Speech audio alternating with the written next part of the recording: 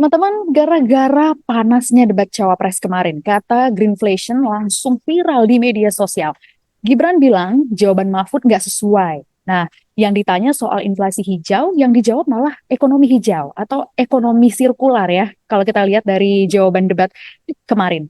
Tapi kita tahan dulu ya, ada isu lain ini belakangan dibicarakan juga soal wacana Menko Marves Luhut Binsar Panjaitan yang ingin menaikkan pajak BBM untuk memperbaiki kualitas udara. Sebetulnya apakah ada korelasinya? Lalu apa sih urgensinya soal greenflation ini? Kita akan bahas langsung bersama dengan Bima Yudhistira, ekonom Selios Center of Economic and Law Studies. Saya sapa dulu, selamat pagi. Mas Selamat Bima, pagi, apa kabar? Sehat? sehat Alhamdulillah. Sebelum kita ke greenflation, saya mau review sedikit soal debat kemarin, Mas. Apakah ini sudah menjawab substansi soal tema debat yang dibahas? Ya, jadi debat kemarin ini sebenarnya sangat disayangkan ya. Belum ada komitmen secara real. Misalnya bicara soal pembangunan energi terbarukan. Baru sekedar menyampaikan berapa target dari pemerintah yang diturunkan. Tapi dari masing-masing calon kan diharapkan kalau bicara transisi energi, maka bicara juga bahwa pemerintah misalnya akan mengalokasikan 100 triliun setahun untuk pembangunan energi terbarukan. Atau lebih konkret lagi, kita belum mendengar berapa banyak PLTU batubara yang akan dipensiunkan. Karena kalau hanya sekedar kita berkomitmen melakukan transisi energi, itu masih di level yang sangat-sangat normatif. Jadi kan publik atau calon pemilih ini harusnya disodorkan pada gagasan yang sifatnya terukur. Nah ini juga begitu, jadi mau bicara hilirisasi juga, berapa banyak ekspor yang mau ditingkatkan. Kemudian masalah soal masyarakat adat, berapa banyak hutan adat yang kemudian akan disertifikasi dan diakui oleh negara. Jadi banyak hal yang miss dari sisi lingkungan, semuanya bicara sangat-sangat normatif. Ada lagi yang kemudian apapun pertanyaannya dijawab dengan hilirisasi. Itu pun juga hilirisasi masih di tahapan yang paling umum. Baik yang menjelaskan maupun yang mengkritik ya, tidak ada angka-angka yang disebutkan secara detail. Nah, ini yang membuat publik merasa bahwa debat kemarin ini lebih banyak gimmicknya, lebih banyak mimpi yang ditawarkan, tapi bukan hal yang konkret yang memang dibutuhkan sekarang. Nah, itu terjadi di beberapa debat sebelumnya, tapi sekarang ini debatnya makin lama makin jargonis. Semuanya bicara Undang-Undang 33 ya, Undang-Undang Ya. 45 pasal 33. Tapi kita belum melihat sebenarnya secara real sumber daya yang dikuasai dan dikelola negara itu yang berwawasan lingkungan itu seperti apa. Jadi ya masih di Masih bawah normatif ekspektasi gitu debat ya. kemarin. Oke. Hmm. Nah, Mas, yang lagi rame nih soal greenflation. Sebetulnya apa sih arti greenflation yang digaungkan oleh Gibran pada saat itu? Ya, greenflation ini merujuk pada situasi kenaikan harga barang secara umum Hmm. akibat perpindahan ke energi yang lebih bersih. Memang konteks dari greenflation ini terjadi di negara-negara maju karena bauran energi terbarukannya tinggi sekali. Misalkan Gibran mencontohkan soal adanya protes besar di Prancis ya menolak Ya. kemudian kenaikan harga BBM. Itu salah satunya karena Prancis itu ya sudah 88% bauran energinya energi terbarukan, energi baru dan terbarukan. Nuklir sekitar 60%, sisanya 20% itu adalah energi surya, kemudian energi angin. Jadi green inflation terjadi di negara-negara maju. Sementara kalau di konteks Indonesia, makanya Prof.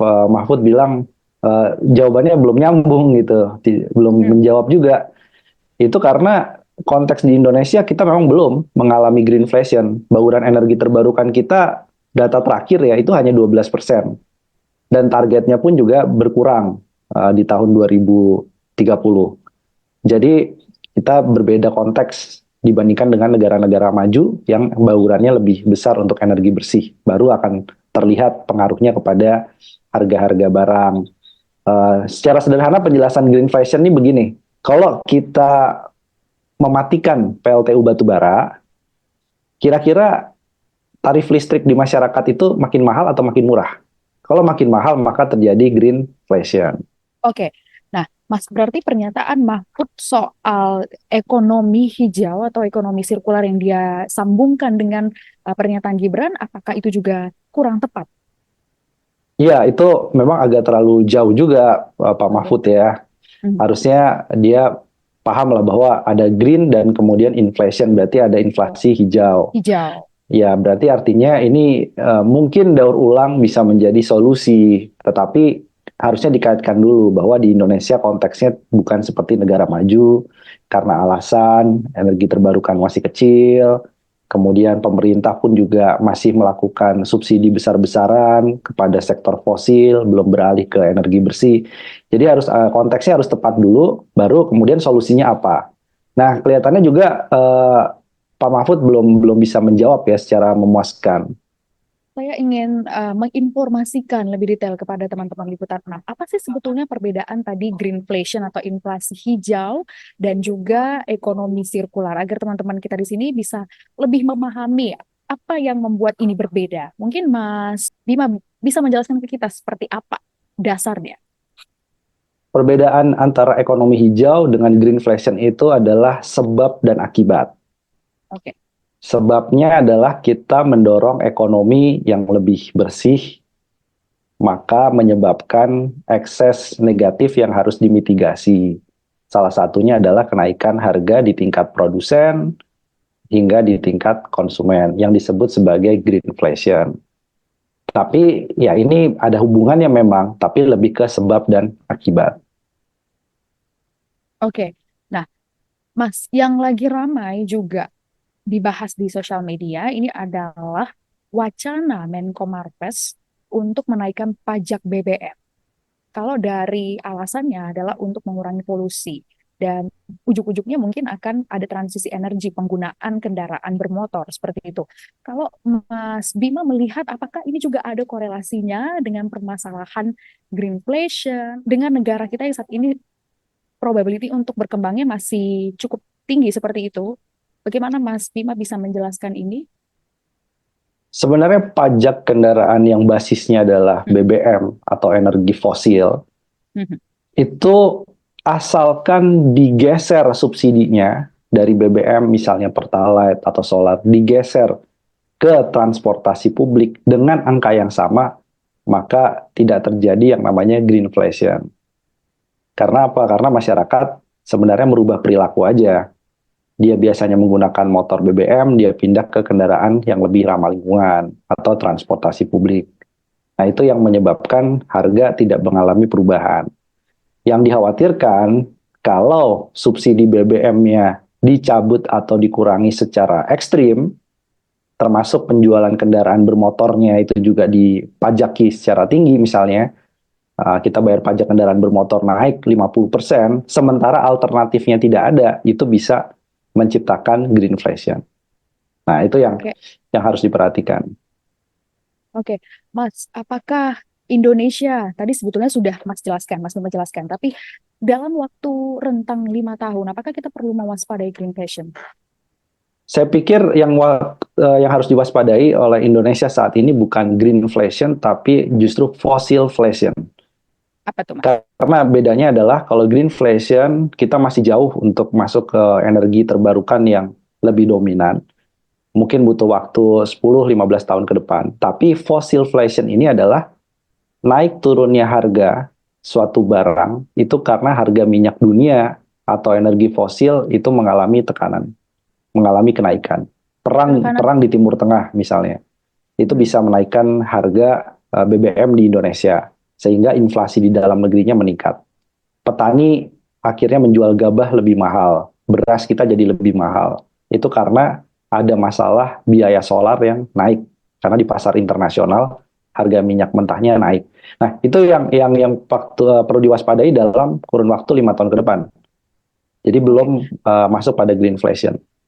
oke. Dalam debat yang sengit itu, saya bisa katakan debat panas, apa sebetulnya urgensi dari Gibran untuk mengangkat isu greenflation kalau dari analisa Mas Bima?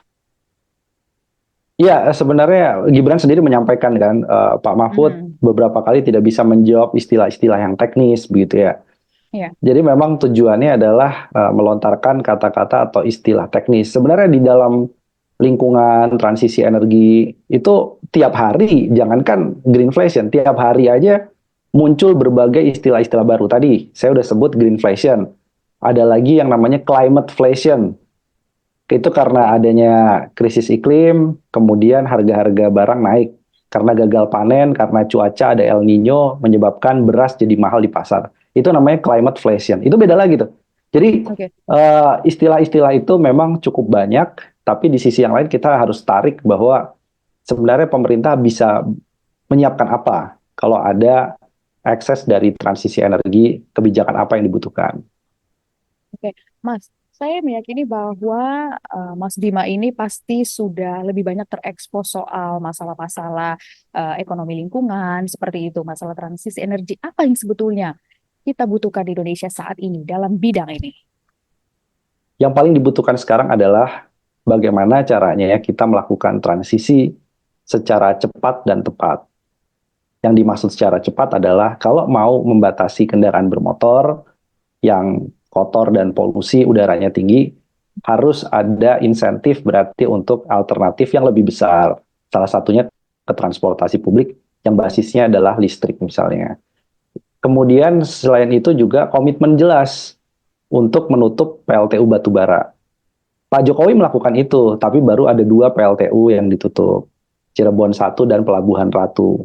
Harapannya harus lebih banyak dong dalam 5 tahun ke depan yang lebih ditutup. Kemudian kita terlalu banyak menyampaikan informasi energi terbarukan yang sifatnya padat modal. Seperti apa? Itu tiga-tiganya ya, tiga-tiganya, Capres 1, 2, 3. Ada yang bilang CCUS, mahal itu. Sudah mahal belum teruji. Kemudian ada lagi yang mengatakan soal panas bumi. Harus hati-hati juga, padat modal, tapi juga menimbulkan beberapa konflik sekarang di masyarakat.